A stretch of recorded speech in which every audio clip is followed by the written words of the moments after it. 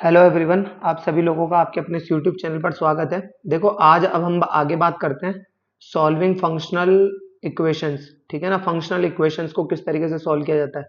तो ये वो चीजें हैं जो आपको सिर्फ और सिर्फ मेमोराइज रखनी है। ठीक है ना, मेमोराइज रखनी है, सिर्फ आपको याद रखनी है ये चीजें। ठीक है ना। देखो, F of X Y equal to F of x plus F of Y, ये कुछ इस तरीके से हैं। आपको ये तो पता ही है, लॉग में ही होता है। लॉग बेस अगर सेम रहता है तो M N log M plus log N हो जाता है, log M upon N log M minus log N हो जाता है ना। तो इसको मैं एक काम करता हूँ, लॉग एक्स विद बेस ए लिख देता हूँ। किसको? इस एफ ऑफ एक्स को, यानी यहाँ फंक्शन ये होगा। ठीक है। अच्छा, एक ये है f of x plus y equal to F of x dot f of y. इसके बारे में वैसे मैंने बेसिक मैथमेटिक्स में भी बताया था आपको। भाई अगर ये चीज अगर ना ए इज इक्वल टू के एक्स होगी तो ही ये चीज पॉसिबल होगी। ये वाली जो चीज है भाई, जैसे मान लो ए की पावर के एक्स है, एफ ऑफ एक्स है, तो एफ ऑफ वाई क्या हो जाएगा? ए की पावर के वाई। तो और जोड़, और अगर उस एक्स की जगह अगर मैं एक्स प्लस वाई रख दूंगा तो ए की पावर के एक्स के ब्रैकेट में एक्स प्लस वाई हो जाएगा। और वो क्या हो जाएगा? के एक्स, ए की पावर के एक्स डॉट ए की पावर के वाई। ए की पावर के एक्स किसको माना है? एफ ऑफ एक्स को। और ए की पावर के वाई किसको मानेंगे? एफ ऑफ वाई को। तो ये ऐसे हो जाएगा, है ना। और इसी की जगह एफ ऑफ एक्स की जगह अगर के एक्स हो जाए, ठीक है ना, तो भी यही होगा भाई। एफ ऑफ एक्स बराबर के एक्स, एफ ऑफ वाई बराबर के वाई। के कॉमन ब्रैकेट में x plus y. X plus y कब होगा? जब आपने जो है के एक्स प्लस वाई कब होगा? जब ये इसकी वैल्यू निकल कर आ जाएगी उससे, तो ये आएगा। ठीक है। F of x is a polynomial function satisfying this.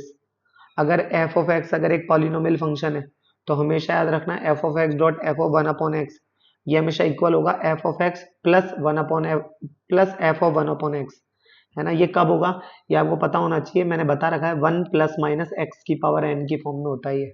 ठीक है ना। अच्छा, अब हम बात करते हैं सिग्मा। देखो, 10th क्लास तक आपने जो सिग्मा पढ़ा था ना, वो ये वाला सिग्मा पढ़ा था, है ना। उसमें स्टैटिस्टिक्स में जो आप पढ़ते थे, जिसका बेसिक अर्थ होता था जोड़ना, सम करना। ठीक है ना। वैसे तो देखो सिग्मा के कई साइन होते हैं, लेकिन बेसिकली आमतौर पर जो सम के लिए जो सिग्मा यूज में आता है वो ये वाला आता है। ठीक है ना। इसका यूज भी आप केमिस्ट्री में पढ़ोगे आने वाले समय में, सिग्मा, है ना। और 11th के अगर आप पढ़ रहे होंगे तो आपको पता होगी ये चीज, है ना। अच्छा, तो फिलहाल के लिए अ, आपको ये लग रहा होगा कि भाई इसको आप डिटेल में करो, कब पढ़ोगे? तो इन डिटेल आप इस चीज को पढ़ोगे इन डिटेल आप इसको पढ़ोगे सीक्वेंस एंड सीरीज में। सीक्वेंस एंड सीरीज में आप इसको इन डिटेल पढ़ोगे। ठीक है ना। फोर समेशन इसका यूज किया जाता है, फोर समेशन, है ना, समेशन। ठीक है ना, समेशन। ठीक है ना, समेशन के रूप में, यानी जोड़ने के लिए।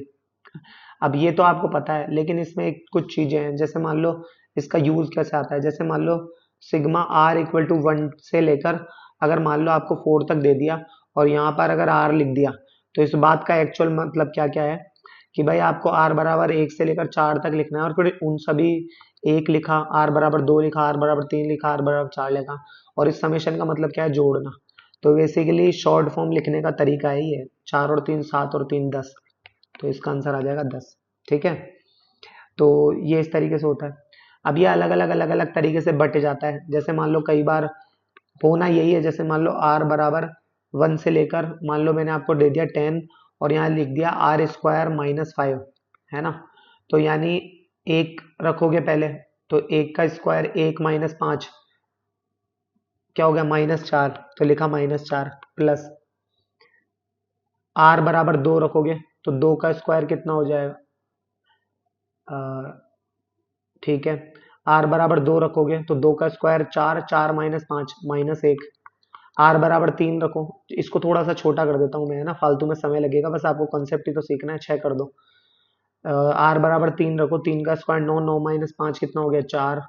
आर बराबर चार रखोगे, चार का स्क्वायर सोलह, सोलह में से पांच गए तो 11। और आर बराबर पांच रखो, पांच का स्क्वायर पच्चीस में से पांच गए तो 20। आर बराबर छह रखो, छह का स्क्वायर छत्तीस, छत्तीस में से पांच गए तो 31। ठीक है। अच्छा, तो 31 और 20 51, 51 और 1 52 और 10 62, 62 और 4 66, 66 -4 -1 माइनस का 5, तो 66 में से 5 गए तो 61, ये इसका सम हो जाएगा, है ना। तो ये चीज आपको पता होनी चाहिए। एक बार एक शॉर्ट फॉर्म में अगर मैं आपको बताना चाहूँ तो देखो, 10वीं क्लास में 5वां चैप्टर तो आपने एपी पढ़ा होगा, है ना, अर्थमेटिक प्रोग्रेशन, है ना। एक जीपी भी होता है, जीपी, ठीक है ना, जीपी।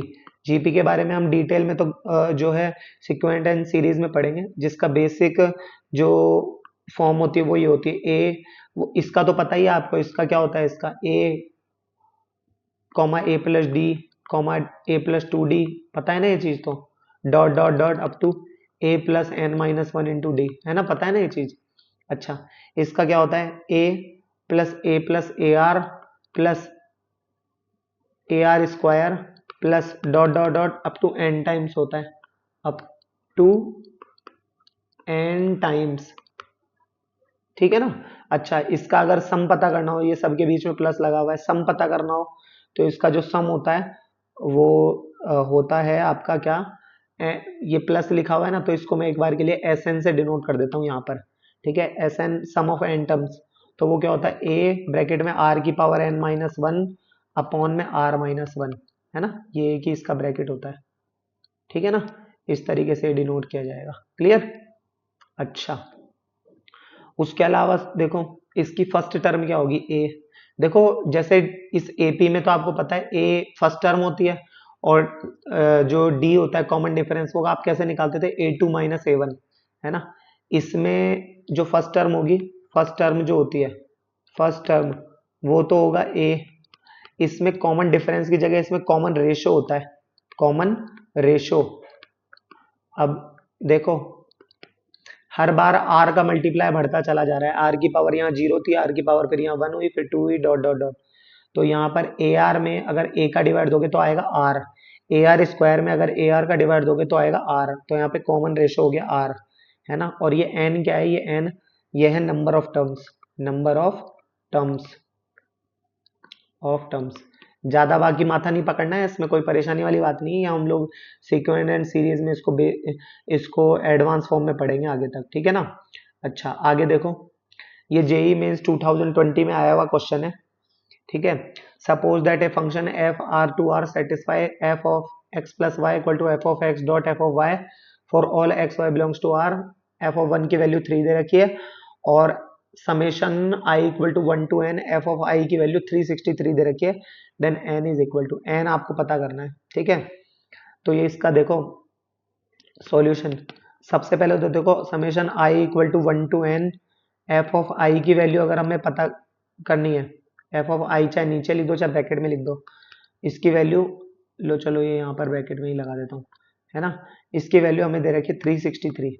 अच्छा, और तो अब इस बात का पहले तो ये देखो कि मतलब क्या है, इस बात का मतलब ये है कि एफ ऑफ वन लिखो प्लस एफ ऑफ टू लिखो plus F of dot dot dot dot dot up to plus F of n लिखो, वो दे रखा है 363, ठीक है ना। अच्छा, अब है ना, जो एक ये तो इसके बारे में इंफॉर्मेशन हो गई, है ना। अब इसके बारे में कर लेते हैं बात, इसका मतलब क्या है, देखो इसका मतलब है एफ ऑफ एक्स की वैल्यू आपको दे रखी है ए की पावर के एक्स, है ना। इसकी में अगर हम एक्स की जगह अगर हम वन पुट करें, एक्स की जगह अगर वन, क्योंकि एफ ऑफ वन के लिए कह रहा है ना, ये देखो ये कह रहा, ये कह रहा, तो हम एफ ऑफ वन पुट करें, वन, तो वो कितना हो जाएगा ए की पावर के, और इसकी वैल्यू कितनी दे रखी, 3। अब देखो इसकी वैल्यू 3 कब पॉसिबल है, जब जाहिर सी बात है ए बराबर तो हो 3 और के बराबर क्या हो 1, ठीक है ना। अच्छा, अब यानी देखा जाए तो हमारे पास जो वैल्यू है वो ये हो गई, एफ ऑफ मतलब ए की वैल्यू कितनी हो गई 3, ए की वैल्यू कितनी हो गई 3, और के की वैल्यू कितनी हो गई 1, है ना। तो और हमें क्या क्या रहा है, ये इक्वल टू इनकी वैल्यू जो है वो हमें क्या दे रखा है 3, और आर टू आर ही है, ये बात याद रखना है ना।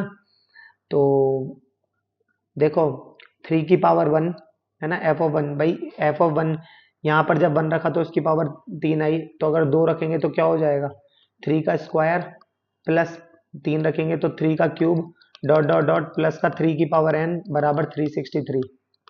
ठीक है ना। अब इसका ये जो भी मैंने आपको बताया था ना जीपी, उसका थोड़ा सा रोल है, इसलिए मैंने वो सिखाया था यहाँ पे। अब a बराबर 3, r बराबर 3 के स्क्वायर में 3 का डिवाइड दोगे तो 3, और नंबर ऑफ टर्म्स तो यहाँ n है ही सही। नंबर ऑफ टर्म्स क्या है, नंबर ऑफ टर्म्स बराबर कितना है 3।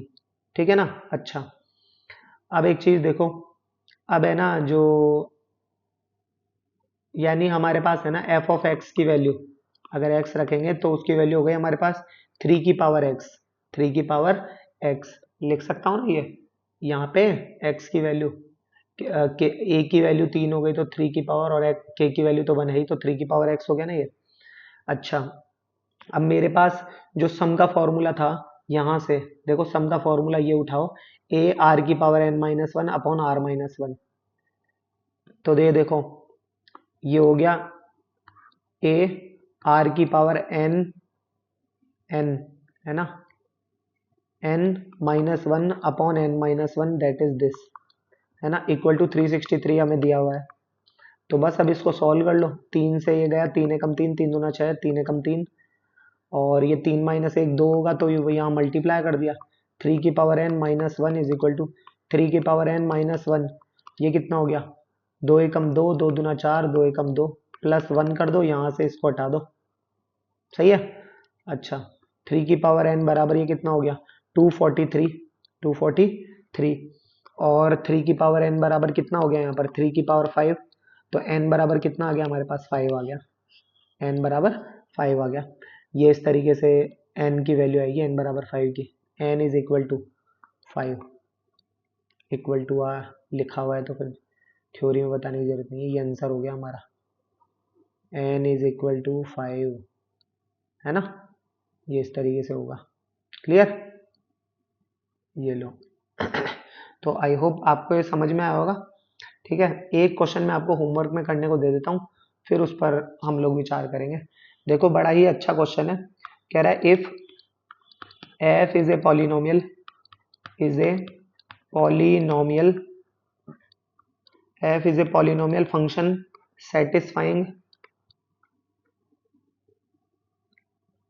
satisfying ये लो satisfying 2 plus f of x f of y is equal to f of x plus f of y plus f of x y belongs to x y belongs to r, for all x y belongs to r, and if f of 2 is equal to 5, find f of 2। ठीक है ना, ये इसकी f of 2 की value मतलब f of 2 की value आपको find करनी है। ठीक है ना, ये आपको ट्राई करना है होमवर्क में। ठीक है ना, नेक्स्ट वीडियो में बात करेंगे हम लोग फिर बाकी की। ठीक है, तब तक के लिए धन्यवाद।